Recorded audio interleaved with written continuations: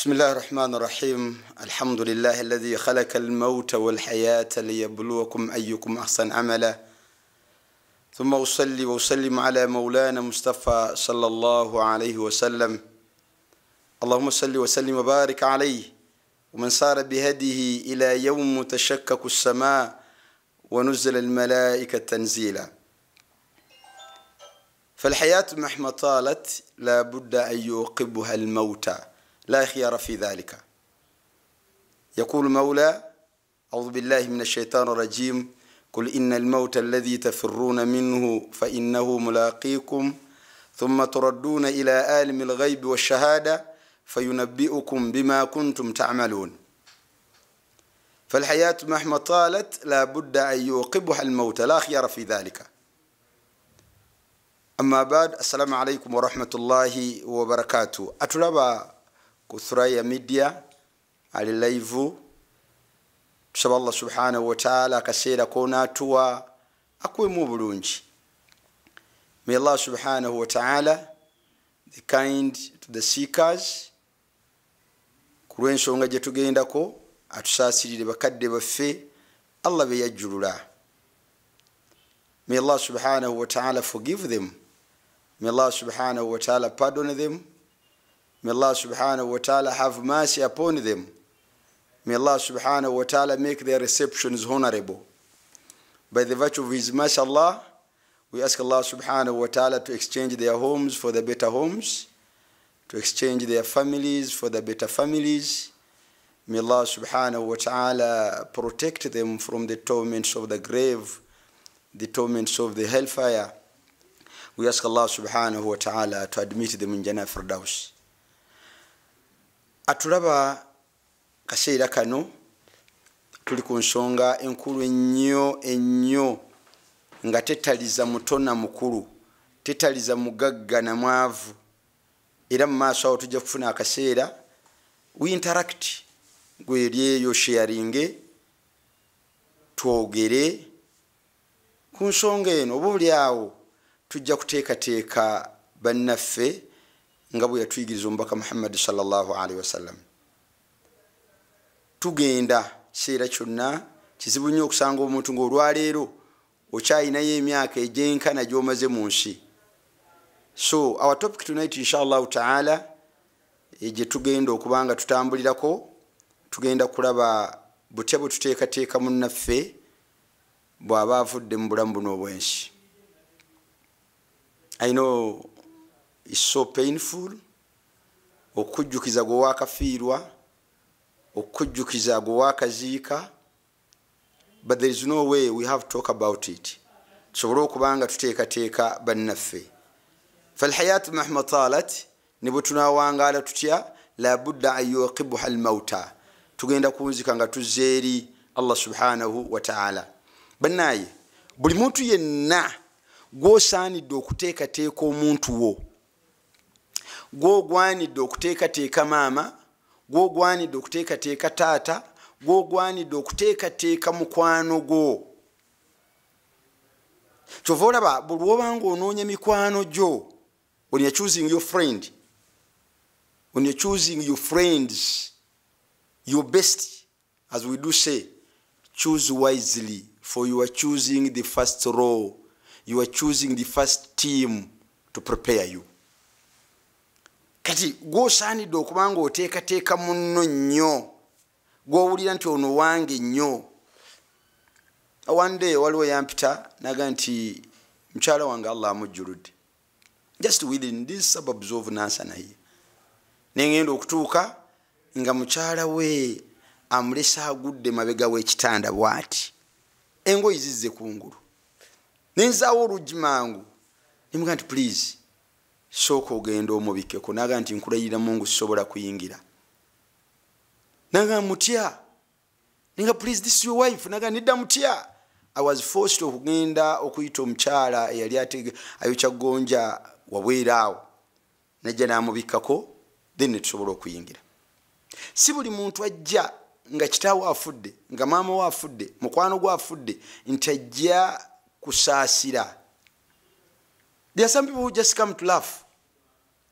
Some come to witness some come to confirm kukakasa afudde. So gwe oyina okuuma omuntu wo netuuka okumuwerekera nga mu butuufu taswadde. That's why tufeeyo nnyo olugendo lwe tugenda okutambula luno si lwangu. Abagenda otuteekateeka balina okubeerawo nga be bantu bo. Bino bye tulwana n'abantu n'olwana ne your brothers, you are quarreling with your sisters, you are quarreling with your aunties, you are quarreling with your papas. Vita kwa vita. Those are people to help you. That's why we need to come up now. Tutunulire butya bwe tuteekateeka omuntu. Tusaba Allah subhanahu wa ta'ala atuwe olugendo olulungi, atuwe enfa ennungi. There are some signs, waliwo signs eziraga nti omuntu atambudde bulungi. Allahu akbar. Waliwo signs eziraga nti omuntu ono yandiba avudde mu bulamu bwe bulungi nga atambudde bulungi. Era Nabbi sallallahu alayhi wa sallam yazitulaga. Naye mu signs ezo obubonero bwe tusobola okulabirako nti omuntu wange ono yandiba afudde bulungi naye kankuweyo nga bubiri, then we proceed. Bw'oba oli olabyeko omuntu wo bw'aba afa n'atuuyaniriramuuko ako akatuuyo akatonotono, si ntuuye neeyiika. Allah subhanahu wa ta'ala is that journey for us. It is so touching that it can move you into tears, because whenever you draw n'okomyawo ebirowoozo owulira ddala ng'otidde. Naye ali muhimu omuntu ono bw'aba ava mu bulamu buno obw'ensi, one, n'olaba ng'aliko okutuuyana okwo okutonotono nga afudde naye atuunyaliridde omubiri ogwo, that is a very good sign. Era sahaba olunaku lumu agenda kulaba muganda we yasanga amaze okufa, yagenda omukwatako ng'atuunyaliridde, kyabaga nti Allahu akbar, wallahi inni sami'tu rasul sallallahu alayhi wa sallam yaqul innal mawta almu'min, nti indeed okufa kw'omukkiriza afa ng'atuuyaniridde. That's one sign. Kale olaba ng'atuuyaniddemu awo kandiba kabonero kalungi. Akabonero akokubiri, okufa ku lunaku lwa Juma, and it's not by choice. Tinze kaneesuule mu mmotoka nfe ku Juma, weesuula mu mmotoka neekukuba bakutwala emulago n'osulawo n'ofa Sunday nga bava mu church. So those are just chosen people. Katonda alonda bulonzi nanga nti ono agenda kufa Friday. Kati okufa Friday lunaku lulungi era kabonero kalungi. Era Nabbi sallallahu alayhi wa sallam yagamba ma min ahdi, tewali muntu yenna yamutu yawmul jum'a asobola okufa ku lunaku lwa Juma aw laylataha oba ekiro kya Juma illa waqahu Allahu fitnatal qabr. Allahumma ij'alna minhum. Illa waqahu Allahu fitnatal qabr. Allah will protect you from the torments of the grave. Practically tugenda kuleeta ne maiti wano ogirabye. Twebaza abantu ba Thuraya for conveying this message. We shall bring our body here. You see how you are supposed to prepare the body. Akabonero akalala, omuntu yenna okubanga anutqa bishahada, okwogera la ilaha illallah, just me saying I testify there is none to be worshipped except Allah, shahada la ilaha illallah, kabonero kalungi. Ila Nabbi sallallahu alayhi wa sallam ati man kana akhiru kalamihi la ilaha illallah dakhala aljanna. Anasembe ekigambo ekiranga nti la ilaha illallah, Allah subhanahu wa ta'ala ajja kuwejjana. And you won't mention it, togenda kukyogera. You can't utter out that word. Tosobola kyogera okujjako nga wakikolerera. So Allah subhanahu wa ta'ala tuwe okukyogera ekigambo ekyo. Let our word, let our message, let our statement, the last statement as we are parting from this world, ebire la ilaha illallah. I had one of my relatives, extended family, nagenda yoko mukaseera kakasembayo. nemutunuulira nantunuulira kyenva mugamba nti qul la ilaha illallah say la ilaha illallah ogenda kuwangula. By the way, we are not supposed even to tell them, to force them to say so. Olaba nabbi sallallahu alayhi wasallam yatugaana n'okuforcinga omulwadde okulya emmere la tukrahu mardaakum min at-ta'am wash-shurub fa inna allaha yut'imuhum wa yasqihim. Gwene bwoba oli mukamba omulwadde ng'agaanye okulya tomukuba noga nze ndi kojjaawo nze I will slap you lya emmere banga etolya. No. Again, la tukrahu mautakum temuwaliriza abalwadde bammwe kulya wadde okunywa fa inna allaha yut'imuhum wa yasqihim. Allah abaliisa, Allah n'abanywesa. Likewise n'ekigambo la ilaha illallah, we don't force them to go yogera la ilaha illallah ogenda kufa yogera. No. Sigala watudde nga bwogamba nti la ilaha illallah at-takriru tuallimu al-himar. Bulwaddinga n'ekigambo kino ngaakyogera ekivaamu asobola okubanga bulwokidinga n'asobola okuddamu n'akola ki n'akyogera. Let's prepare them, let's come nearer. Beera kumpi naye mu kaseera ako. Ni musajja namugamba nti gamba la ilaha illallah. However much I was not supposed to tell him, nimugamba la ilaha illallah nga ndaba embeera etabuse ng'omusajja tasobola kukyogera ekigambo ekyo. Kyava nsaba olupapula. He was a learned person. N'awandika 3 lines naga nti I can't say it, sobola kyogera, but I hear you, nkuwulira. I have failed, kinnemye. Tosobola kyogera okujja nga wakikolerera. Kyava asitula emikono naga nti Mukama arhanga nakuba ku mutwe nakutuka nafa. So you can't say that word. Tosobola kyogera jako nga okikoleredde. So Allah subhanahu wa ta'ala atuteeke mu abo abanava mu bulamu buno obwensi ne tuvaamu nga tetuyisemu mu pain esusse. Allah tutaasa okufiira mu accident. Allah tutaasa okuliibwa ensolo. Ensolo y'ennyangu ekukwata n'ekulya, eyinza n'okutandikira ku kugulu ate n'ekukuta nesigala ng'ekulinnyeeko. Togigambe nti luma awanzi tanfa, kawungeezaawo n'eri omukono enkeera n'eryako ku baamuzi awo. Kati enfa ezo embi, kufiira mu muliro, kuliibwa ensolo, kufa accident, abrupt death, perishing in the hellfire, drowning in water. So Allah bitutaase. Now, at Rock Australia media, we are going to see how we can prepare, how we can organize our corpse, the body, after parting, after leaving this world. We are going to demonstrate here. Kaseera kano ngenda kujjayo maiti wano mugirabe. Let me bring the body here. This is our body which we are going to use, inshallah ta'ala. Be ready there. You are going to be with us, inshallah ta'ala. This is our body.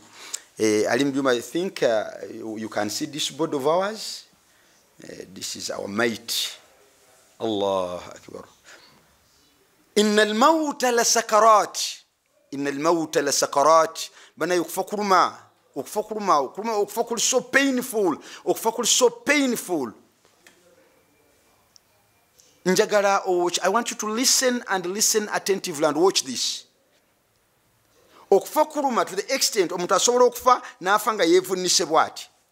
Asobola okufa ng'agudde gy'agudde. Asobola okukwata carpet ng'eriko n'eggamu n'agigambula bw'ati because of the pain. May Allah subhanahu wa ta'ala protect us. Asobola okusika carpet n'agiggyayo ku lwa pain. Asobola okwenyagira. I think that is Luganda. I'm Munyankolo Mbarara, but I can speak some Luganda. Asobola okwenyagira. Asobola okufaanana bubi. Asobola okuvaayo amaaso bw'ati. Kati todduka. Don't run. Never run. Beerawo omuntu ono yeetaaga. Omusajja yafiirwa brother we. Twagenda okutuuka nga yamusibidde ku kitanda bw'ati. Nimwe lwaki wamusibira nga nti abadde alwana. That's not fighting. Abadde alwana ki? Omusajja afa. Mubeereko obeera kumpi. Kati omuntu ono bw'aba afa asobola okwevunnika, asobola okugwa eri, asobola okulabika bubi. Gwe ky'osaanidde okukola. I don't know whether you are watching this. Please watch attentively. Tomorrow we are going to organize to prepare your brother, your sister, your uncle, your auntie. agudde bwati ekyoyina okusooka. This is bullet number 1, point number 1. Omusanze agudde wali mbutufu omuntu afudde nga tonnaba kudduka tonnaba kuleekaana. This is what you are supposed to do. Mlaze vizuri kwanza, mlaze soko mwebase bulungi kyabugazi areba heyiguru adeba nyankolo mbarara. I don't know, are you watching this? Mubyamsa areba heyiguru. Let this one face up. Mugalamize bwoti bulungi eno face yaffe ngano magulu gaffe gino mikono nga tuna waggulu. That is step number 1. Doesn't need Arabic. Ekyo soko kikole. This is the positioning engeri gy'omutadde wano mawkif wano w'omutadde wano ekijja kukuyamba okubanga omuteekateeka bulungi. What next? Funayo akatambaala konna. Sobola okufunayo akatambaala. It may be hanky, it may be face towel, it may be anything. Kati osookozza amaaso gano. Amaaso obanga amusiimuula ku maaso bwoti ng'ogazza eno wansi kuba gaba gatunudde waggulu ogazza wansi bwoti. Kwa Nabbi sallallahu alaihi wasallama bwe baamuyita nga taata Salama afa yagenda okutuuka omubaka Muhammad sallallahu alaihi wasallam n'asanga amaze okufa. Wakad shakka basarahu nga amaaso ge gamaze okulalambala. Subhanallah, nga amaaso gamaze okulalambala gatuna waggulu gati. Uli ekyekola sallallahu alaihi wasallam fa agmadaahu n'agazza sallallahu alaihi wasallam n'abanga amusiimuula ku kyenyi bw'ati n'abanga agazza wansi bw'ati. Abantu baffe tubateekateeka bubi. Omuntu n'afa ku makya ne mumutuukako ssaawa 12 ng'amaaso gakyatunula waggulu. Even n'okuzza amaaso kyetaaga seeka, kyetaaga muwalimu. Please tubeewo. N'agazza amaaso. Ati bw'obuzza amaaso ago akaseera ako keetaaga kumusabira.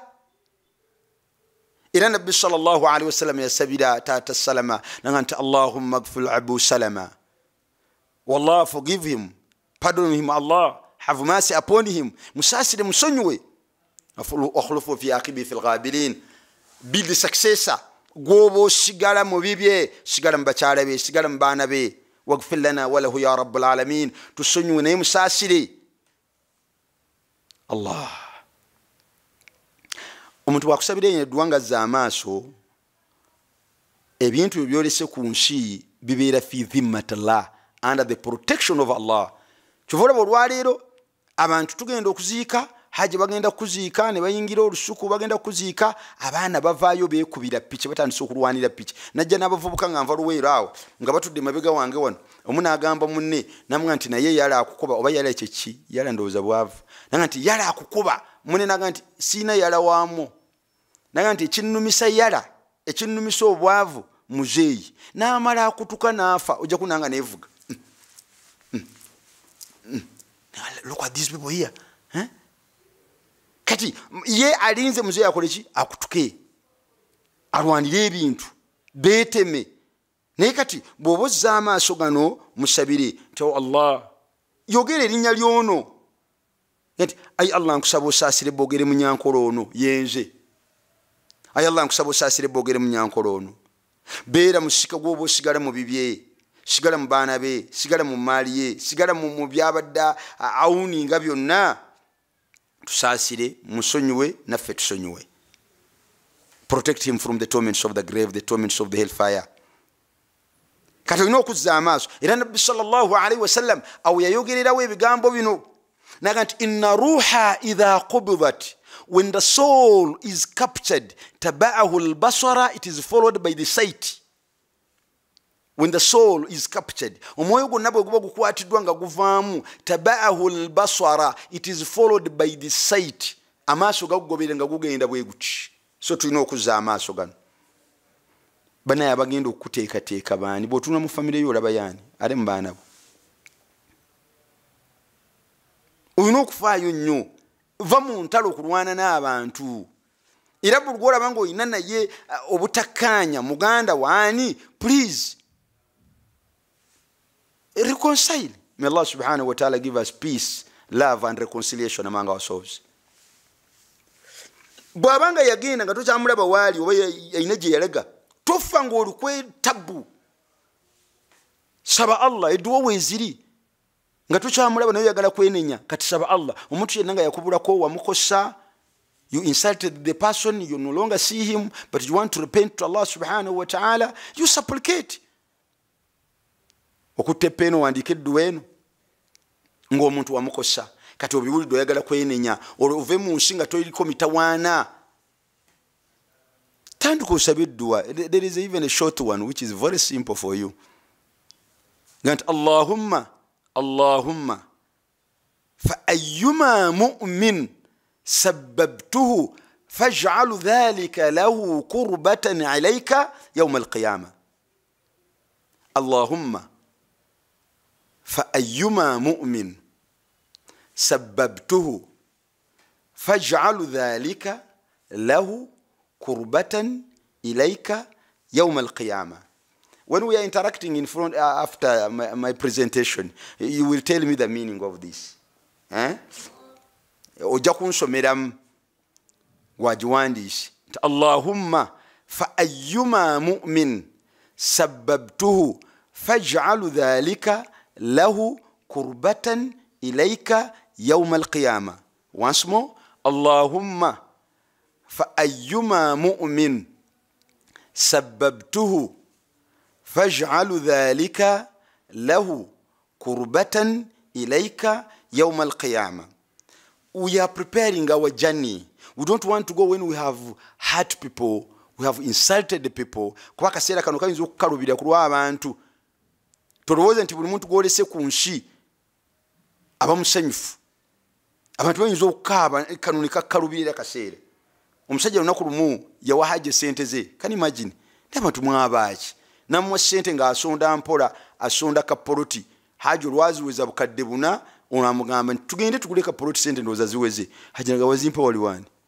Wazimpa waliwani. Musajja nadduka ku police, Hajji yina ka sente ne bamukima, ono yagenda okudda waka nga Hajji yatuuse dda gwe batute ku police. What is this? Naye Allah najjagera ono yabba poloti nafa. Bwe yamala okufa abantu baali bayimiridde mu madirisa. Hajji bamaze omuteekateeka. Omusajja gwe babbako poloti abantu tebamanyi byafaayo ebibaddewo wakati we ne Hajji najja n'abayitako n'ayingira maiti weeri. Mwannyina yali akutta omulawo the mingling stick nga afuluma mu nnyumba. Ono gwe babba poloti n'afukamira awali maiti. Bambi lwakuba mwannyina w'ono afudde yalowooza nti ono baali ba mukwano, maybe has that pain, n'abanga amusabira edduwa. Ono yagenda okuwuliza ng'ebigambo byayogera bambi nga si dduwa, amukomerera ng'amugamba nti Hajji wabba poloti yange nenkutwala ku poliisi n'ondekayo. Kati naawe ofudde kyava asitula oluyibwa oluyi. Kati ono mwannyina ali emabega n'akwata omulawo gwe yalina n'abono agenda okukuba maiti. Musajja n'agwa wansi n'azirika ne bamuddusa mu ddwaliro. Mwannyina ne bamuddusa ku poliisi. Twagenda okuziika mwannyina ali ku poliisi, ono ali mu kkomera, ali mu ddwaliro rather. Kati si buli ajja okulaba nti aba asaasira nnyo. No. N'osanga omuntu muzadde wammwe taata wammwe yenyagidde mu ngoye ali awo mulaga omuntu ali eyo alabika bubi. Kati kisooka, we've said bullet number 1 kuzza amaaso. Bullet number 1 kubadde kumwebasa n'atunula ekyengulu oba waggulu. Ekyokubiri kuzza amaaso gano galimu okusigala nga galambadde. Ekirala ky'olina okukola funayo akagoyi konna. It is very simple. Very simple. Esobola okubeera curtain, esobola okubeera enkutuuye, esobola okubeera leesu, esobola okubeera lugoyi lwonna, so long as it can cover. Kati kwata olugoyi luno, you can fold it depending on the size. Kati n'obikka wano mu maaso, n'omubikka wano mu maaso. Lwaki tumubika mu maaso wano? Tetunaa kumujja mu ngoyi. Tumubika mu maaso wano tubika obwereere bwe, privacy. Tulina okukuuma obwereere buno tebulina okulabika. Kati mubikkeko wano bw'oti. Kati tandika osumulula engoyi ng'ozimugjamu. Engoyi sumulula eno. Bw'osanga nga yazimbidde mu ngoyi, kuba ayinza okuba yafudde nga toliiwo. Toyuza lugoyi. Ogenda kutuuka mu maaso ga Allah ng'obanjibwa emmaali y'abamulekwa gye wayuza. Bino bye mujja ne mwekalakaasa, nonga nti ndaba yafudde n'azireka, n'oyuza ekkanzu, n'oyuza ekirwa kwate. ogenda kubuuzibwa bw'olubanga aluzimbiddemu mulutaggulule muddira joints oba alugattira ne mulutaggulula ne mulumugjamu mpola mpola ne ludda ku kyalaani ludde eri bannyini lugoyi abasika so katumubika wano tumuggyemu engoyi mpola mpola bwe tumala okumugjamu engoyi zino kino kye tulina okukola ekirala funayo olugoyi olulala just small piece. This one doesn't need Arabic. It is all about practically kubanga oteekateeka omuntu wo kati musibe kye tuyita akaba musibe kye tuyita akaba osiba n'otandikira waggulu n'osiba n'odda wansi bw'oti kwe kusiba akaba tutegeeza okusiba bw'oti n'obanga omuntu ono tayasama kati it means tugenda musiba bw'oti tutandikire wansi oba waggulu tumusibe alimu okwasama okufa kuno okucyankalanya omuntu ayinza okwasama napanua mudomo hivi can open the mouth wide like this sobola okubikula omuwa bw'ati naye kati tumusiba wano alimu okwasamirira Allah subhanallah okimanyi nti omuntu bw'amala okufa when the soul is captured Allah subhanahu wa ta'ala will allow all the insects and whatever and they're related to enjoy this body. Allah asobola okukkiriza insects zonna asobola okukkiriza ebiwuka byonna bitandika okuenjoyinga body. Why?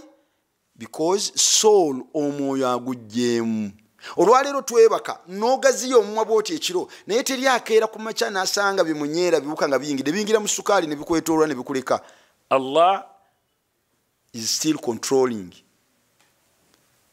Anta fi dhimmati Allah. You are still under the protection of Allah. Naye omuntu n'amala okufa n'omuleka eddakiika 2 mu room ogenda okusanga biwuka byonna bimuyingidde mu nnyindo. Kati okuuma ekitiibwa ky'ono tumusibye akaba kano alimu okubanga ayasama. Sarati abanajja okumunaaza abenga tatiisa tali mu mbeera mbi maaso twagazizza kati tumusibye. We thank Thuraya because this is the message you can get in your vehicle. Put your phone. My office, put on your phone. Share. You like it. Sati abantu bafune message. Bano bibagenda okuteekateeka. Abantu mikwano gyabwe bagenda okuteekateeka. Kubira mukwano gwo waali mutegeeze nti oli ku ssimu. Oli omusomo guugo. Gwosuubira nti wamussa mu ddaame lyo kati saawa eno wooli mukubire mugabe please omusomo guugo yiganga bw'onanteekateeka. Because yagenda okuteekateeka. They are supposed to watch this. Otherwise abantu tubateekateeka mu mbeera embi. Kati bwe tumaliriza okumusiba wano funayo akagoye akalala tujja kubanga tumusiba mu kiwato mu lubuto ng'omuzadde yazadde nga maama yazadde kumusiba. We had another method. Siba boti mu lubuto wano munywezi. Twalina method endala nga tuddira ekiyinja tuddira 99 ne tugituusa ku lubuto wano. I would prefer this one. Kino kye mutuuzaako wano kisindika olubuto luno ne lugenda ne luzimbira either side eno neeno kati n'obanga kyokoze tekiriyo. Naye buli okwata olugoyi luno n'olusiba bw'oti n'omusiba ng'omukyala yazadde tomyumyula no siba busibu bw'oti olubuto luno n'olukwatira wamu tuteekateeka tetumunaaziza tunanaaza tunakola ki kuteekateeka mayita abantu bamusange mu kitiibwa. We've talked of eyes tugaziza bulungi tumusibye wano alimu okwasama engoyi tuzigjeemu akagoyi kaffe ke twamutaddeko obwereere tetujja bulaba mpaka nga tunamuyingiza mu ntaana. Obusiraamu bwa kitiibwa. Obusiraamu bukuuma ekitiibwa ky'omuntu okuggyako ng'abadde bebi mwana muto nga tannasonyiwala. Bwe tusobola omunaaza oyo ng'ali open tusobola okumugyamu engoye openly wano olwo abaana batannasonyiwala okonkona ku geeti bw'oti n'akuggulirawo ng'alinga bwe yazaalibwa abadde agenda kunaaba dadi kulikayo nga teyesikaamu wadde atuuka ekiseera n'asonyiwala ku ofiisi wokka ku kitundu kye kyekyamaawo nga bw'okonkona bw'oti addira kisiripa kyabadde nakyo ng'alaba siripa emala bumazi n'agibikka kuli naga dadi kulikayo. It's a process by the way. Atuuka ekiseera n'asonyiwala ebitundu bitundu kutuusa omubiri gwonna lwabeera n'ensonyi. However biswaza nti ate olwaleero abawala bwe bakula n'atuuka mu myaka ate gyandibadde yeyongera okubeera n'ensonyi ate azeyambula bwambuzi nadda mu nnika. Abantu bava mu nnika godda rivansi. Abantu basonyiwala okuva wansi nga bwe bambula babika obwereere ate gwe bw'otuuse waggulu ekifo ky'okusonyiwala ate kati ojja mu nzige kale oyagala bakuyitaani. So bwe tumaliriza wano okusiba omuntu waffe ono osobola okufunayo akagoye akalala konna, osobola okufunayo nga kateni n'ofunayo ekigoye kyonna n'ofunayo essuuka yonna then n'omubika like this. Kati kano ke tumubisseeko olaba ekitiibwa maitiyo kyebeerako. Kati omuntu yenna bw'abazze osobola omugamba nti please muzeeyi wange Allah subhanahu wa ta'ala mujjuludde era bw'atyo ali wano. That's respect. Okusanga abantu nga bali awo bali mu mbeera addugadde afaananye bubi kati wano abeera mu kitiibwa kyo. So we are going to pause here inshallah ta'ala so far, then you interact. Let's share this part. Let's share this part inshallah ta'ala. Bw'obanga woli ku mukutu inshallah ta'ala tunuulire so far abantu baffe kyetugwanidde okubanga tukola bwe tubanga tubasiibula abava mu bulamu buno obwensi. Ne we ask Allah subhanahu wa ta'ala abagumye. Whoever has a challenge, buli yafuna obuzibu yenna, wafiirwa omuntu, wafiirwa maama, wafiirwa taata, beera mugumiikiriza mu musomo gino. Lwansonga gikujjukiza nebeera mugumiikiriza. Omuntu yenna whenever you get a challenge osinziiranga ku nsonga 3 zino zijja kuyamba okugumiikiriza. Ensonga esooka ekigenda okuyamba ekisooka nti gamba nti laysa to be akbar. This is not the greatest challenge I've ever had. This is not the greatest challenge I've ever had. There are many challenges nyingi. So beera mugumiikiriza manya nti Allah subhanahu wa ta'ala is testing us. Mbalaba mujja, mbalaba we muli. So Allah subhanahu wa ta'ala, Binti Hussein Mpuga, thank you very much for appreciating. So Allah subhanahu wa ta'ala kuwa bulungi. Mbalaba. Sharifa, mashallah, thank you very much. So Allah subhanahu wa ta'ala akuwa bulungi. Kubira ko munno, Binti Hussein. Kubira ko munno mutegeeze nti omusomo guno twetaaga gutegeera lwansonga nti bano be bagenda okuteekateeka n'obeera ne bawala abo bana bataano naye nga tewali muntu asobola okuyambako ne bayita banneiba. Inshallah subhanahu wa ta'ala atuwa obulungi. Inshallah jalla waala atwongere. I want you to interact inshallah ta'ala tulabe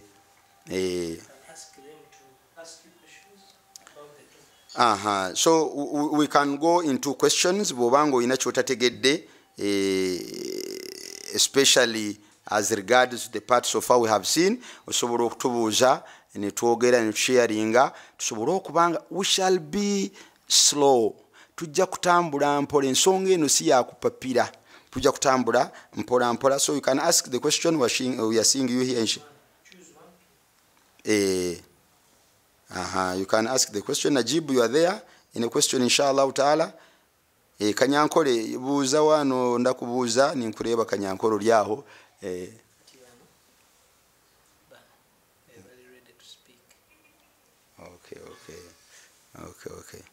So ask one to speak. Anybody there? Wa alaikum salam wa rahmatullahi wa barakatuhu. Yes, Madam Katunji.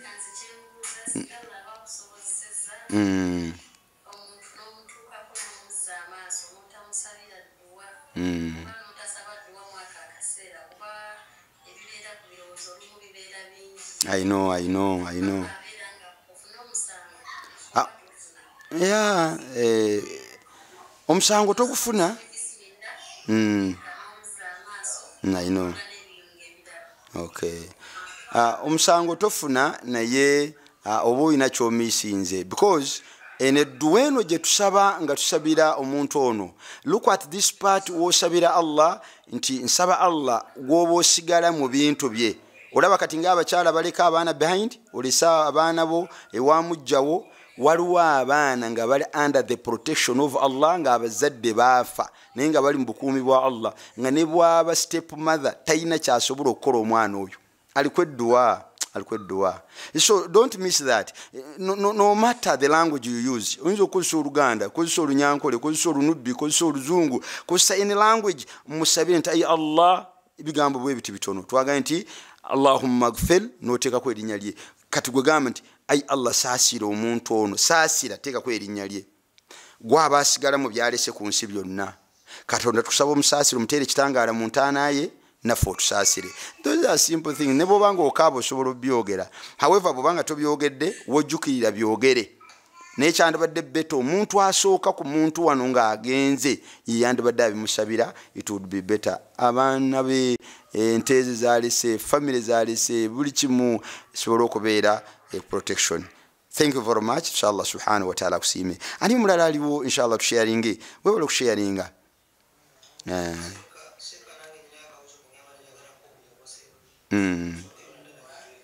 Okay. Wa alaikum salaam wa rahmatullahi. Osobola otubuulira ne gy'osinzidde ne wooli tusukakase nti n'ekitundu ekyo is represented.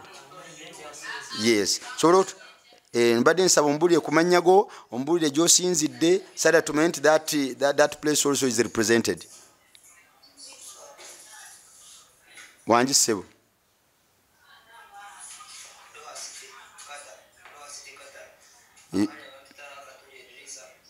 Katunja Idris.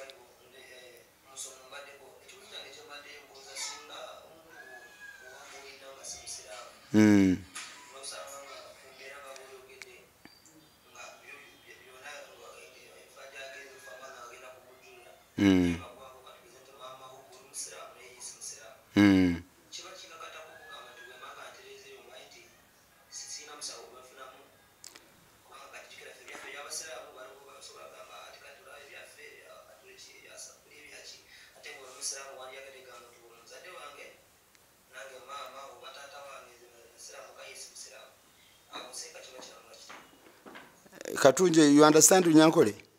No manyo Runyankole?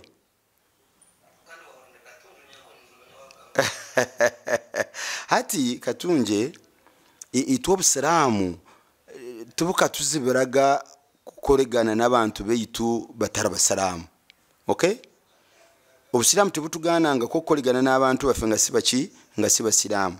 So if your mother nga si musiraamu beera wo bobanga gwobaddewo gwe muteekateeke mukwateko awaafiiridde osobola n'okumusiba akabaka twogedde balimu omusanga ng'ali awo aswadde musiba akabaako mubikkeko bulungi ebyo twogedde ebisooka bimukoleko. However edduwa eyinza obutasoboka lwakuba kati edduwa ne bw'onaamusabira bw'aba amaze okufa edduwa Katonda tajja gikkiriza.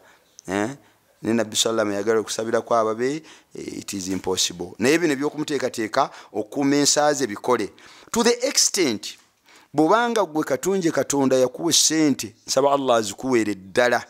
Bw'aba Allah yakuwa ku ssente, bw'aba yakuwa ku ssente ng'oziina nga bato bo tebayina, please kakube kugula keesi gigule. Oba okategedde ako? Okategedde? Katunje wakeeti gyeri? Yes, Katunje. Yes, Katunje. N'obwakuba otali musiraamu, y'atali musiraamu nga si musiraamu ng'Abaganda bo bonna teri ayina ssente zisobola okugula keesi. Nga ne bapasita bagenda omukolako beetaaga kubasasula. Basasule ogule ne keesi bamuteekateeke mu nteekateeka gye bateekateekamu. Kuba gwe togenda muziika mu busiraamu ate togenda musuula kasasiro. Ate bato bo tebalina ssente. Gwe basasule. Pay them. Buy the case. Buy what they need. Gula bye beetaaga bamuteekateeke. So, it's our responsibility. I know it abamuchi balekanira nawulira nga kimulekanira, but that's what you are supposed to do. Oli maama wo. La yanhaakumullahu anil ladhina lam yuqatilukum fid din wa lam yakhrujukum min diyarikum an tabarruhum wa taqsitu ilayhim inna Allaha yuhibbul muqsitin. Allah tabagana ngo koligana nabo. Ebanga tebana kubagoba mu mayumba gammwe, tebana kubalwanyisa. Ebanga lyabanga takulagidde kujemera Allah. ne bwakugamba ntwala ku church ovuga boda ntwala ku church mutwale so katungi that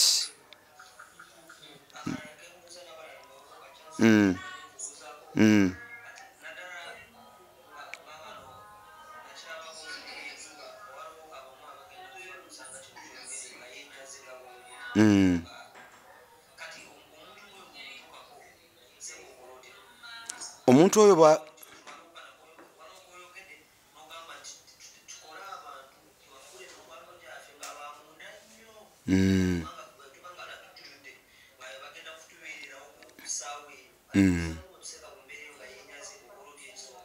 kati bwabanga yenyaze tolinda abagenda okumunaaza bamusange mu mbeera eyo okay kuba ffe tetunatuuka kunaaza tokkiriza abagenda omunaaza kumusanga mu mbeera eyo kati ffe tukuuma ekitiibwa tunoonya kukuuma kitiibwa kya mayite eno taswala oyinza nti afudde akyaswala ki naye tukuuma kitiibwa kye kati gwe lwakuba you are a friend oli mukwano gwe pulizi oba kyetaaga kufuna tishu gifune omuggyemu engoyi ze mpola mpola obikkeko akasuuka kali osooka omukiliininge bw'olaba nga obukyafu bumwetoolodde wonna bumubisse buli wamu yabwetooloddemu pulizi kwata amazzi okiliininge funa olugoye luteekemu amazzi osooka omukiliininge bulungi naye totunulira ku bwereere bwe mukiliininge bulungi omubike nga bwe twogedde abagenda omunaaza tebamusangako kantu konna to the extent kwatayo kotoni sobola okufunayo kotoni noteeka mu outlet mu nnyindo mu kamwa mu matu tewafuluma bintu ebinaatiisa abanaamunaaza kale nsaba Allah akumalire nsaba Allah subhanahu wa ta'ala akugulirewo ate akufuule mukwano gwe. Anybody there, inshallah ta'ala? We are talking about a very crucial issue, how to prepare the body, how to prepare our brothers, sisters when they pass on. For example, you have them in your house, or ina mu nyumba, Allah namujulula chiche ekisookerwako kyewandikoze. We haven't even called now. Tetunaba kukubira masimu bantu kubabikira oli mu nyumba na muntu wo okuuma kitiibwa kye. Omusiraamu asigala wa kitiibwa nga afudde nga bw'abadde n'ekitiibwa nga mulamu. So for the Tuswaza Maiti. Who is there, inshallah ta'ala? Let's share. Naam. Gezako. Naam.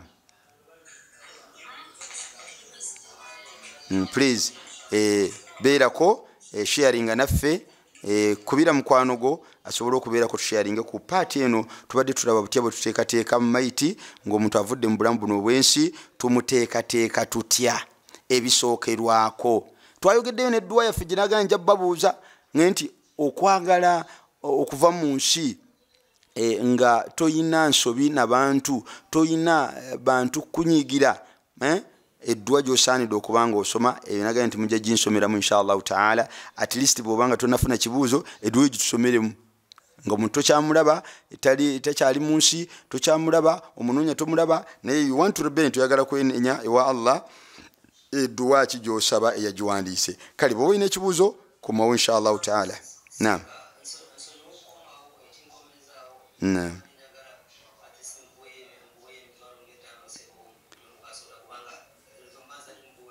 webale mushaija we webale wakora ruhanga kugabirre akuyugurreho ebyanjire byona akumarre kandi yakugezisa kugese nebigezo bice atakutaho ibinje byotakubasa atawutaho ibinje byotakubasa kwatereho family yawe agifure mikwano ya ruhanga ni akufure munywani we akumarre byawo byona.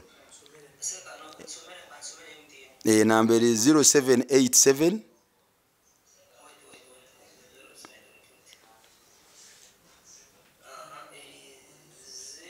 787 25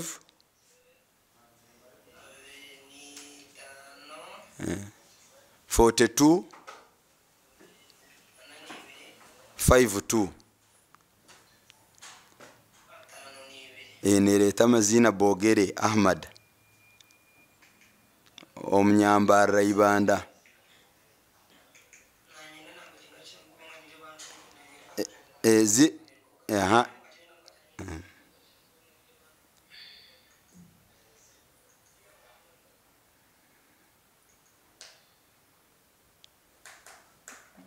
ngalichemu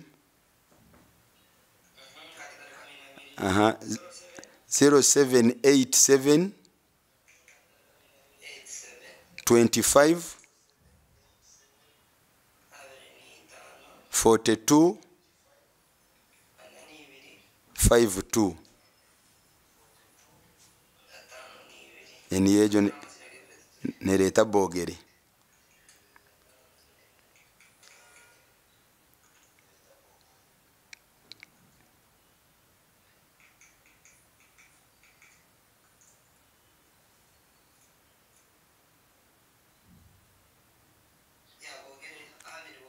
Ni eryo nisaba Ruhanga kwanguyiza akaseera akakaka kira kanyaka akakurabye mu jabo kwa tuwena niyo tukuza mani yo tukuza ati taromando gundi yebare nazireba ekare yebare sebo achaliko whoever is there, we are trying to share and we are sharing. This is a mere sharing. We are talking about what we have conveyed here so far. Byetogeddeko butya buteekateeka omuntu waffe ng'avudde mu bulamu buno bwensi. We shall move seri by seri omuntu ng'asobola okuba nga ateekateeka omuntu ng'avudde mu bulamu buno bwensi. Please ani aliwo yenna sharinga otuguidinge nawe osobola contributinga butya butusobola okuteekateeka omuntu tetunaba kumunaaza so far. Tumutadde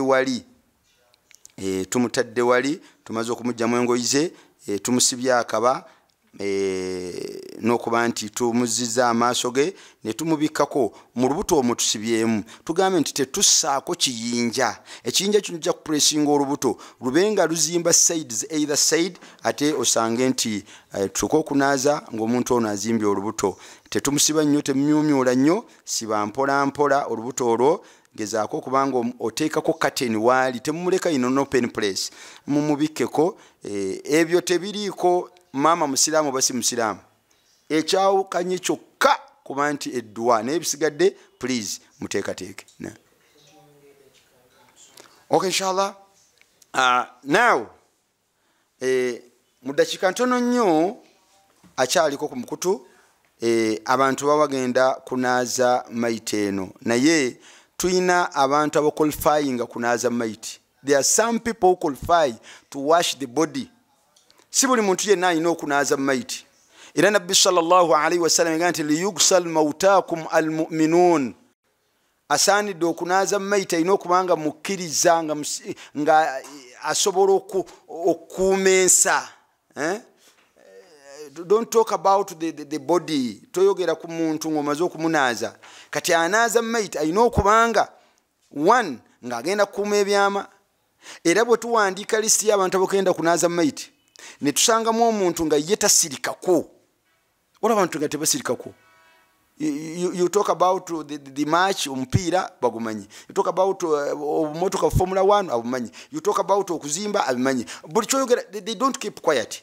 Kati omuntu yenna atasirika alina omumwa gwa luwewere doesn't qualify to prepare and to wash the body. Kuba bino ebintu byetaaga omuntu asobola okukuuma ensa. Liyugsal mautakum almu'minun. Quality qualification esooka alina okuba nga asobola okukuuma ensa ananaaza. Qualification ey'okubiri bwe tubanga tunaaza mukyala abanaamunaaza bonna babeere nga bakyala. Abawali mumuve mu kateni. Mugende mubikula kateni nti gyendi mbalagirira. Ate obalagirira kati gy'oli obalaba. You train them outside the curtain. Babuli kye bagenda okukola bagdeyo mu kateni banaaze mayite. But not you. No, you draw the curtain, you stand there, notandika okulanga babanaaza omukyala oba olabye obwereere bwe. Gwe ba training wano babuli ekyokukola abakyala bayingire mu kateni banaaze. Ekirala agenda okunaaza mayite must be knowledgeable. Alina okuba nga amanyi. This is the knowledge now we are looking for. Yeno knowledge gye tunoonya. You must be knowledgeable. Tetugenda kuzannyazannyira ku muntu ne tumunyigaanyiga ne tumuzingazinga ne tumunaaza ebitaliimu. Omuntu yina okumunaaza n'atukula. I wonder people who wash the body in 30 minutes. Dakiika 3 sincerely speaking. Gwoba omunaaziza otya. That's why tugenda okufulumya mayite n'ogenda okulaba awali obutuuliro nga waliwo sayini eraga nti weewano, awali ennyindo ne walaga nti sayini eno, awali omumwa ne walaga nti omumwa gubadde wano. What I mean nga woonoonese. Abaamunaazizza bubi. Kati ekisooka tutunuulira baani abanaaza ina okuba nga mukkiriza ate nga naakuuma ekyama. Bw'aba musajja gwe tunaaza alina okuba nga musajja anaaza. Bw'aba mukyala nga gwe tuzinga oba gwe tunaaza anaaza alina okuba nga mukyala oba abakyala. That's number 2. Tukozese eki bino bye tulina okubeera nabyo nga tugenda okunaaza. Gwalina w'owandiika wulirize. Abanaanaaza maiti tubalabye. Must be believer nga asobola okukuuma ensa. Alina okuba nga omuntu ono ani knowledgeable, alina byamanyi byagenda okukola si kunaaza bunaaza byasanze. Alina okuba nga omuntu ono agenda okunaaza mukyala anaaza bakyala, omwami ng'asobola okunaaza abaami. So si buli asanze ng'anaaza. Okuggyako ng'omwana wa bulenzi muto omukyala asobola omunaaza, oba omwana wa buwala muto omusajja asobola omunaaza. Abasajja batali bakagwa nsonyi, waliwo abasajja bakagwa nsonyi awala nabo nga ne bwalaba bulabi bwatika bebe kali ku bbeere ayasamirira. Kati abo tebanaaza nakunaaza, abo baveemu. We disqualify them. Lwa abantu nga baabaki lwa omuntu awunga n'atuuka n'okukwata embuzi n'akwata ente. Abo Nabbi sallallahu alaihi wasallam yagamba nti sab'atun, abantu 7 la yanzuru Allahu ilayhim, Katonda tagenda batunulako, wala yuzakkihim, tagenda batukuza, wala yukallimuhum, talyogera nabo, wala hum adhabun azim, bali ko bibonereza ebikakkali. Wa yuqalu, bali gambibwa idkhulu an-nara ma'a ad-dakhilin, mwesoggo omuliro n'abaguyingira. There is no parking here. Can you imagine? Allah tagenda batunulako, tagenda kwogeraganya nabo, tagenda kubatukuza, tagenda. Subhanallah, bali ko bibonereza ebikakkali, bali gambibwa muyingira omuliro. Ali ku sura yabategeereko in 5 minutes bategeereko. Tebagenda kutunula ku Allah, tagenda batukuza, tagenda kwogeraganya nabo, tagenda wadde kubeesembereza. Bali ko bibonereza ebikakkali, bali gambibwa muyiteko buyiti, muyingira omuliro. Bantu 7. Muntu naawunga n'atukukwata embuzi. Naye mwabo yagamba Mbaka sallallahu alaihi wasallam ngati al-fa'ilu wal maf'ulun bihi, those are 2. Al-fa'ilu wal maf'ulun bihi, the subject and the object, the doer and the receiver. Avuga olupanka ne gwe baluvuga. Toga nti nze banvuga bovozi. Oba bakuvuga oba gwe ovuga, togenda kutunula ku Allah. Homosexuality. Abo babiri tebagenda kutunula ku Allah. Ate ebyo ebigambo ebyokuvuga olupanka byo byagenda wala bibi nnyo. Nakwenti fa abantu tutunulira kino ekiri wano nti kuvuga olupanka, naye bayina, they have different aspects. Bayina ebyo bakola ebibye nnyo ebisinga n'ekyo. Nali nsomako report ya Dr. John Jr. He is not a Muslim. Dr. John Jr. He talked about those people of homosexuality. N'aboogera ko ebigambo n'entya. Mwebyo yagamba nti kankuweeyo nga 3. Yagamba nti ekisooka kye bakola bayina kye bayita oral anal sex. Can you imagine? Oral anal sex is the act of using their mouth in the hind door. Hind door. Emanju. Babi nnyo abantu abo. Oral anal sex. They use their mouth in the hind. In the hind. Babi nnyo.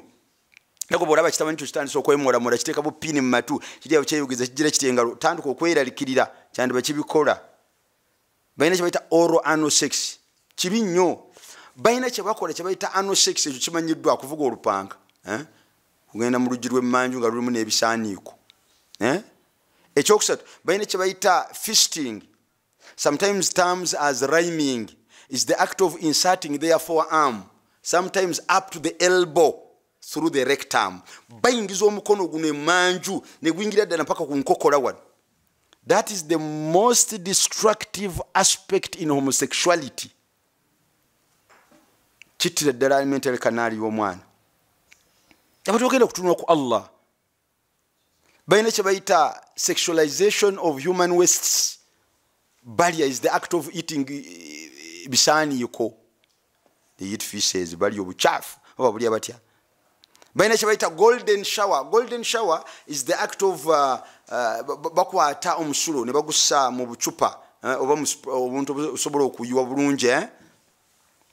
kati bubasanyuka mikoro gyabwe ne beeyira omusulo ogwo. Nabbi sallallahu alayhi wasallam yayitako ku ntaana bbiri ng'abantu bali ku bibonerezo wama yu'adhibani lilkabairi naye nga teri kibakubya okujjako ng'omu kusaasanya musulo nga talina. Kati abo babiri avuga olupanga ne guba luvuga, omulala tagenda kutunula ku Allah. Y'omuntu yenna nakihul bahima, awase ensolo, embuzi, nte, embaata, ente bagisaako ddaala yamanyi, nte, embuzi, nkoko. Laba embuzi eyitawo n'alabira ddala ng'oyo mukyala tagenda kutunula ku Allah. Omuntu omulala atagenda kutunula ku Allah, nakihu yadaihi, awase omukono gwe mu mukono. That is masturbation, kwezanyikiriza. So abantu tubagenda kutunula ku Allah subhanahu wa ta'ala. Kankuweyo omude eno omulala ojja mumunoonya inshallah ta'ala. Yagamba nti nakihu mraa ma'abnataha, awase omukyala n'amuwasizaako n'ekiwalaaki, bajja na nnyina. Oyo tagenda kutunula ku Allah. N'omulala jami'u mraa fi duburiha, agulawo oluggi lw'emmanju ne bw'aba ng'oli mukyala we, tagenda kutunula ku Allah. Kati tubadde tugezaako okubategeeza nti waliwo abantu nga tebalina nsonyi, nga ne bw'aba anaaza mayiti ayasamirira. That's why we are trying to protect the body. Abakyala banaaze bakyala, abaami banaaze abaami. Goyinza kiranga ekyokuzannya, oli asobola okunaaza omukyala, abantu bali mu kunaaza ali ku birala, bakanyamu kubako kyuka leete n'amazzi. Kachovola babale no, abasajja munaaze basajja, abakyala munaaze bakyala. Now kati biki bye tulina okubeera nabyo nga tunaaza mayiti, bino bikubeere kumpi. Beerako ne sabbuuni. Sabbuuni abeere mulungi, asobola okubeera wakawoowo. Musajja asobola okuba nga awangadde ng'anaaba dongolo. Dongolo. Musajja awangadde anaaba dongolo.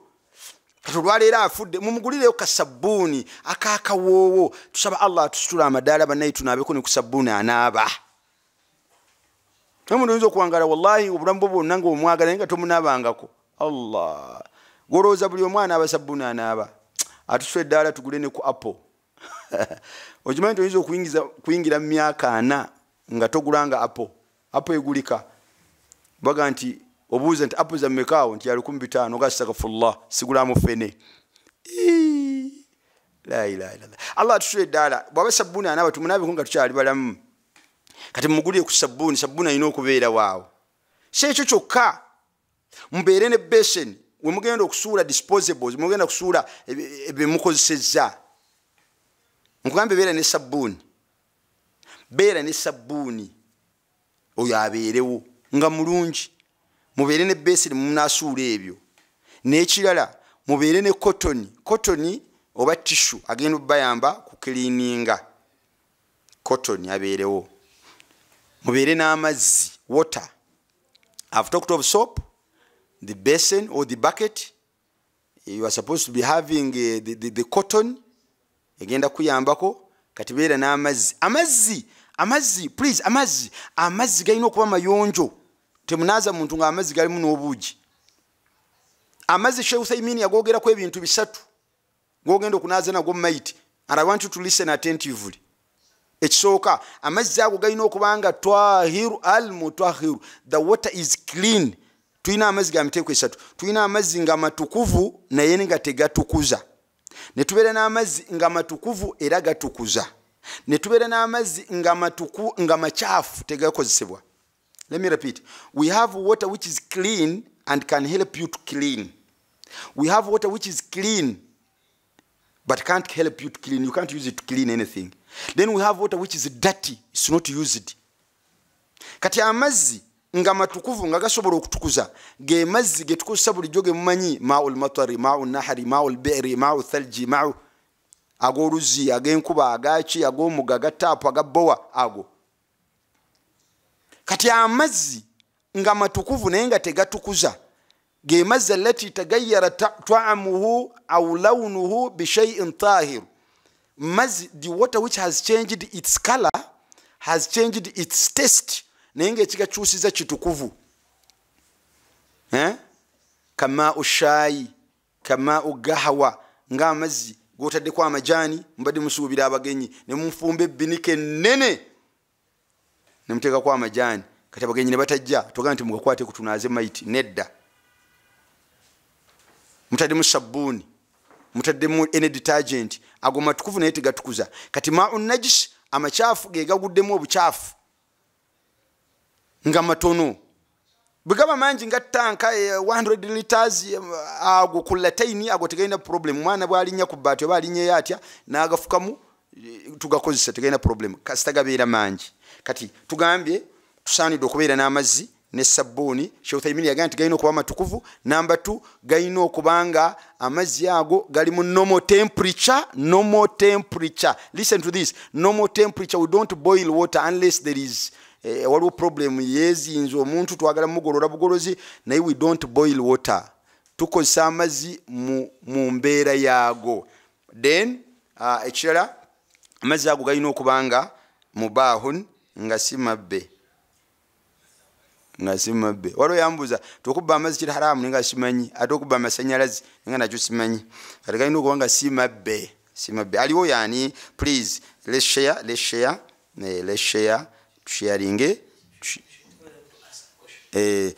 please ayina ekibuuzo kyonna sofa wetutambudde waayo ekibuuzo kyo osobola okubanga ekibuuzo kimanyi osobola okubanga ekibuuzo kimanyi gwe kennyini naye n'okibuuza ng'olina essuubi nti oli agenda okukunaaza tannakitegeera oba n'okibuuza ng'okimanyi mutabani wo waali tannakitegeera oba n'okibuuza ng'oyagala abasiraamu bakitegeere ng'olabira ddala bayinza okuba tebakifunye please wooli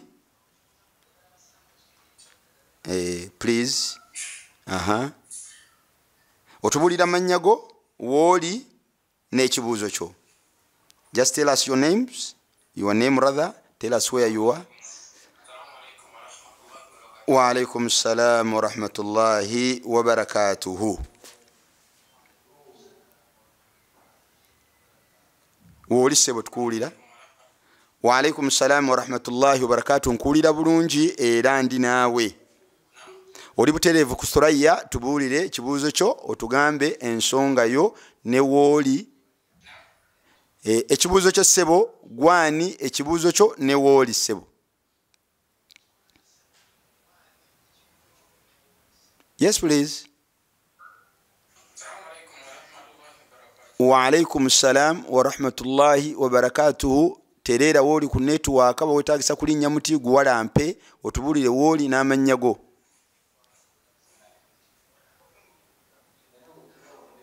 tulinaawe bulungi tukuwulira sebo we can get you clear please tell us your question tell us your names your question naam we've lost your call oba wooli tubuulire ekibuuzo kyo now we can get you clear here in the studio tukuwulira bulungi okay we've lost the call let's have another one tufune omuntu omulala ekibuuzo tuwe ekibuuzo ku nsonga gye twakwogera tuteekateeka omuntu waffe tetunaba kumunaaza sofa tulabye tumuteekateeka tutya ne bye tukozesa n'abantu abaqualifyinga okunaaza omuntu by the way oli waddembe n'okuwandiika abantu abali kunaaza naye kakasa nti bamanyi because you cannot say our driver taking us to Mbarara is blind ate ali blind yes please yes please wa alaikum salam wa rahmatullah wa alaikum salam wa rahmatullahi wa barakatuh settle where you are and get network inshallah tubuulira amannya go sebo oba nnyabo wa alaikum salam wa rahmatullahi wa barakatuh get you clear tukuwulira bulungi sebo musud naam wanji sebo sebo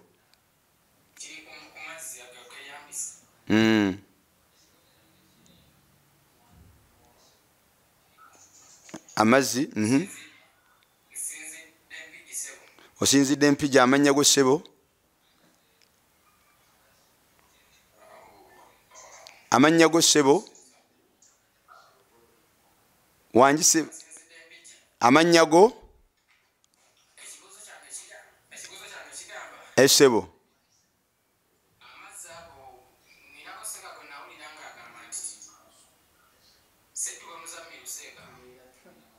esebo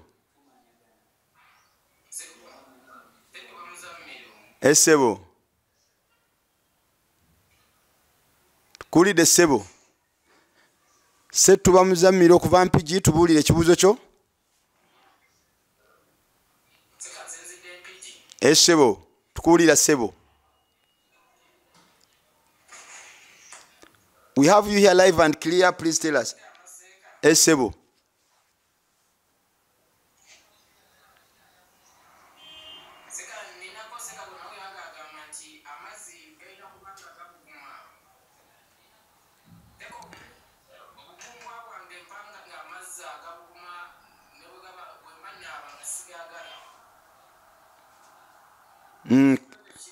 kale tukufunye bulungi sebo tukufunye bulungi sebo. Now atulaba ku sura tukufunye sebo tukufunye bulungi atulaba yenna omuganda waffe setubabuuziza naga nti amazzi gawangadde ng'anaaba gabadde gabuguma kati lwaki ne wali tubamunaaza agabuguma. Amazzi omuntu yenna bw'amala okufa ffe bye tulaba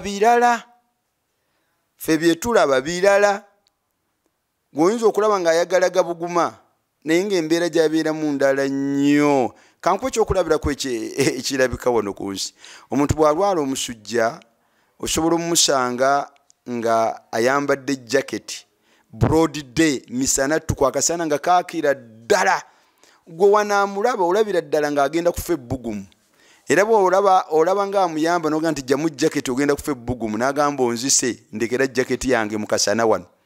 Kati ffe kye tulaba kirala ku muntu afudde. Omubiri guno nyina ebigambo bye nasomako sinnaba kufuna bujulizi bwabyo, sheikh ali eyo jja bitunnyonnyola tile njagala kufuna obujulizi bwabwe obutuufu bwabyo. Naye ng'omuntu bw'aba afudde oli yawandiika ebigambo bye naga nti atuuka n'okwogera naga nti ya gasal abange mu bagenda okunnaaza la tasubbu alayya ma'u harra, temunteekako n'amazzi agookya, omubiri gwange guno gujjudde ebiwundu okusinziira Allah nga bwanzigyemu omwoyo.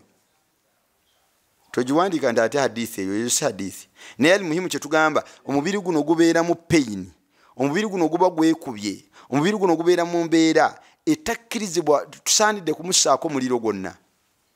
Kati gosobola omuteeka gwagwokya n'oluzi omuyamba naye ng'omukosa. Sheikh Uthaymeen yagamba nti amazzi getu rahimahullah rahmatan wasi'a, amazzi getunaanaaza nago omuntu gabe nga amazzi ago 1 nga matukuvu, number 2 amazzi ago gabe nga gali mu normal temperature ne bw'osumulwa ku taapu wali n'omunaaza, ate amazzi ago gabe nga gayise mu makubo amatuufu. Okujjako nga tulabye omuntu akakalambadde yatufuddeko tetuliiwo, tetulina way out, tulina okugolola engalo zino ne zivaayo, ekyo tusobola okukikola okusinziira ku mbeera eriwo. Otherwise amazzi gasaanidde okubeera mu normal temperature. Wabarakallahu fikum. Waliwo ekibuuzo ekirala tusobole okuba nga we are soon completing and concluding our message tonight inshallah ta'ala. Ayina ekibuuzo tukuwulira bulungi wano tuli naawe, buuza ekibuuzo tusobole okuba nga message etuuka eri abantu abalala. Naye tugezeeko nnyo tetubula ku lunaku bwe luti. It will be on Monday, that is approximately 4 p.m. We shall be proceeding with this very topic inshallah ta'ala. Mbeerewo oba oliawo tuteekateeka abantu baffe tusobole okuba nga ani aliyo sebo oba nnyabo. Hello?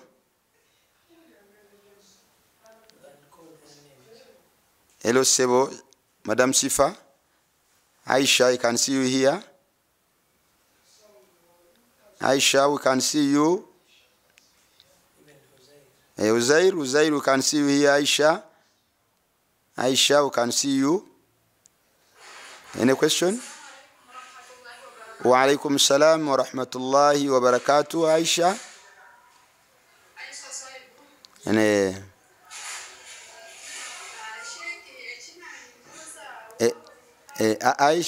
Aisha wate rahi orahi amazina gawa Aisha Shuaib orahi. Okay.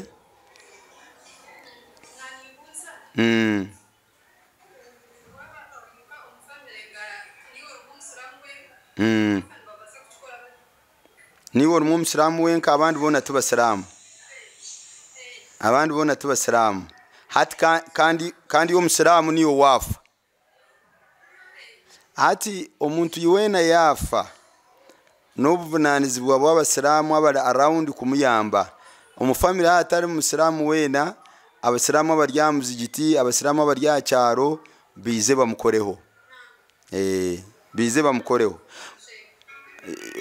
Konka akakamanye Aisha singa oba ofudde mu nsi gy'oli mute muri Muslimu yenna bone bakuzika bibakuzise ne bakuteeka mu case, please Allah yakolere enteekateeka eyo. Wa alaikum salam wa rahmatullahi wa barakatuh. Kyendi nyabo sibyo tya tubulire kumanyago tubulire ne gyoli tuli ku nsonga nkulu nnyo nga teri asobola giwona eno. Tunoonya bwe tuteekateeka abantu baffe tubateekateeka bubi. Natukunda natukunda sifa umani nakushemerwa tusaba Ruhanga kworobeze byone byokora okwe kandi akuteho security akwanguize byokora kandi akuteeko mu banywani be. Akuteeko mu banywani be. Be patient.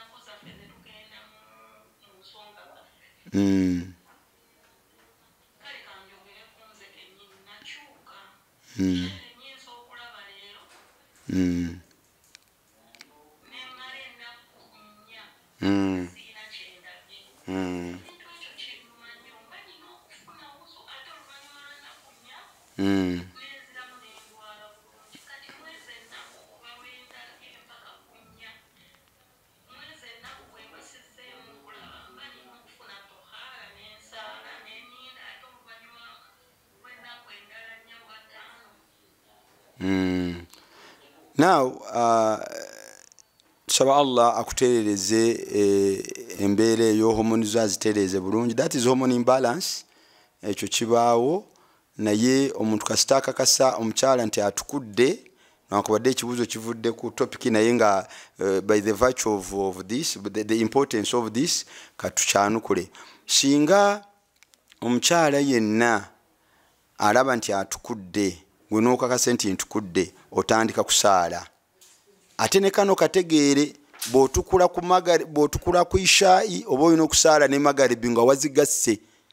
Okategedde bw'otukula ku ssaawa 10 tontegedde kankadde mbwe nti bw'otukulanga ssaawa 10 ku swala ya asuri oba olina okusaala ne dhuhuri ey'emabega waayo n'ozigatta.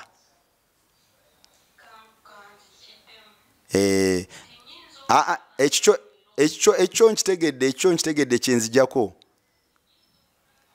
nkitegedde naye mbadde nkujjukiza kano nti bw'otukulanga ku ssaawa 10 ne dhuhuri ogisaale ng'ozigasse, bw'otukula ku ishaayi ne magaribi gisaale. Kati nga tuzze ku nsonga yo, bw'otukula n'otandika okusaala oba wakasaala ennaku 2-3 ate ogenda okulaba nga ozzeemu. Okay? Bw'olaba ng'ozzeemu awo wennyini ddamu ositoopinge. Okay? Ddamu ositoopinge okusaala, ositoopinge emirimu gyonna kitegeezo kyali mulwadde. Naye zino esswala zino ze wasadde Allah azikkiriza lwa nsonga nti gwe mu butuufu wadde owonye embeera ez'emu n'eddamu buzi. Okay? And then lastly on that, singa olemera mu nsonga n'olemera mu ddala a month after month, awo please olina okunaaba. Bw'omala okunaaba ne weepaadinga bulungi n'otandika okusaala naye ng'okyali mu mbeera eyo. Okay? However, buli swala oba ofuna wuzu ng'obanga walemera mu kasanvu. In Luganda we say walemera mu kasanvu okalema kuchera. So every swala you have to perform wuzu. Yotajoti na nyine wuzu yanja amagaribi niyo ndasaze mpaka ishai ogwe na ana afune wuzu buli swala. If you go extra mile and bathe every swala, that is better. Then you perform your salah. Nsaba Allah subhanahu wa ta'ala kumalire akwanguize ensonga zo ya Rabbi. Nga tumaliriza Uzairu nkulaba wano Uzairu oli please Juma you are welcome. If you have any question, any contribution, please you can talk to us. Talk to us please. We are winding up. Wa alaikum salam wa rahmatullahi wa barakatuh. Your name, where you are calling from, and your question. Jendi nyabo sibyo nyabo. Naam. Amin. Hafsa Juma from Abu Dhabi. Your question.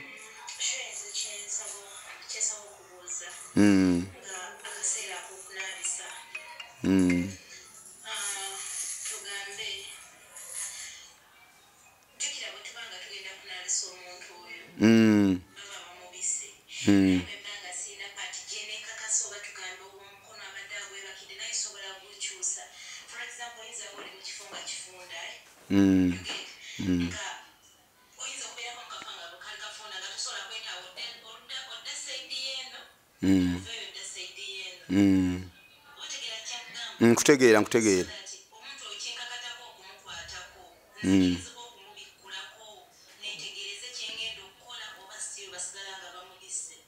kana ahurra wabaza nko mutore mpako tatenyi eyanga atoki okurungi atenyi oli otachali webale muno chali.